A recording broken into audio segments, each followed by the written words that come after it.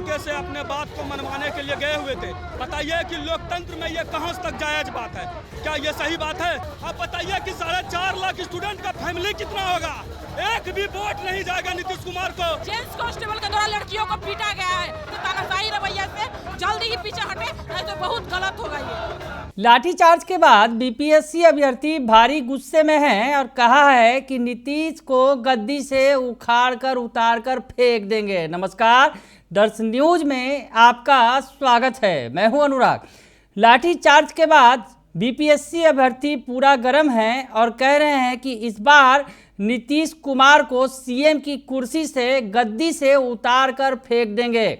यानी अभ्यर्थियों ने सरकार को चुनौती दे दी है।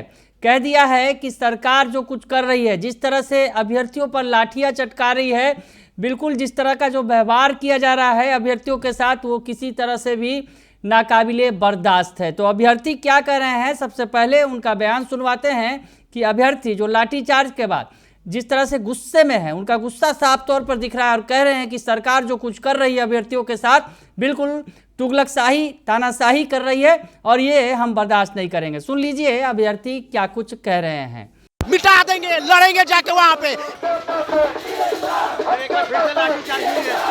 हाँ, अभी छात्राओं पे लाठीचार्ज हुई है, ठीक है, लेकिन ये गलत बात है। हम लोग शांतिपूर्ण तरीके से अपने बात को मनवाने के लिए गए हुए थे और हमारे अनशन के जो साथी है उसके ऊपर भी लाठीचार्ज किया गया है। बताइए कि लोकतंत्र में ये कहां तक जायज बात है, क्या ये सही बात है? अभी यहाँ का भी पुलिस, गर्दनी बाग का भी पुलिस उधर से छात्र को आने में रोकता है।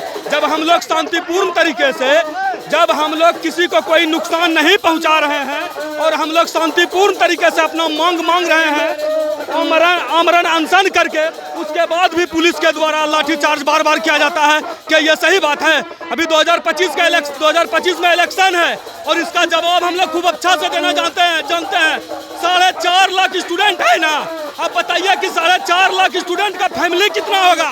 एक भी वोट नहीं जाएगा नीतीश कुमार को। खुलेआम हम लोग चिल्ला रहे हैं।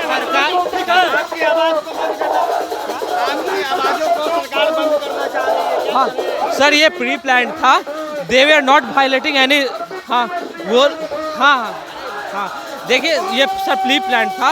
ये लोग गए, ये लोग ट्रैफिक को भी कोई हानि नहीं पहुंचा रहे थे, जबरदस्ती उन्होंने लाठी चार्ज किया। तो इससे पता चलता है कि ये सब कुछ प्री प्लान है उनके एंड से। वो कोई एक्शन ले नहीं रहे हैं।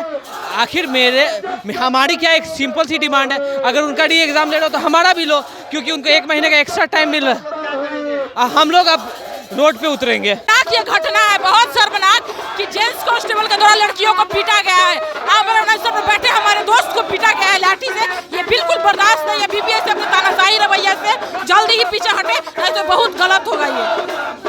तो सुना आपने कि अभ्यर्थी गुस्से में है, कह रहे हैं कि सरकार जिस तरह से लाठियां चलवा रही है अभ्यर्थियों पर, हम अपना हक मांग रहे हैं। हम परीक्षा को रद्द करने की बात इसलिए कह रहे हैं क्योंकि 12,000 अभ्यर्थियों की परीक्षा फिर से ली जा रही है।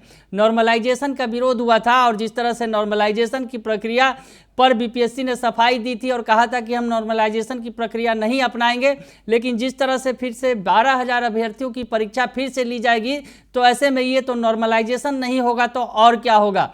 यानी अभ्यर्थियों का साफ तौर पे कहना है कि परीक्षा जो बीपीएससी की 70वीं पीटी परीक्षा हुई है उसे किसी भी कीमत पर सरकार को रद्द करना ही होगा, बीपीएससी को रद्द करना ही होगा। बने रहिए दर्शन न्यूज के साथ, तमाम खबरों से आपको अपडेट रखेंगे। फिलहाल के लिए इतना ही, धन्यवाद।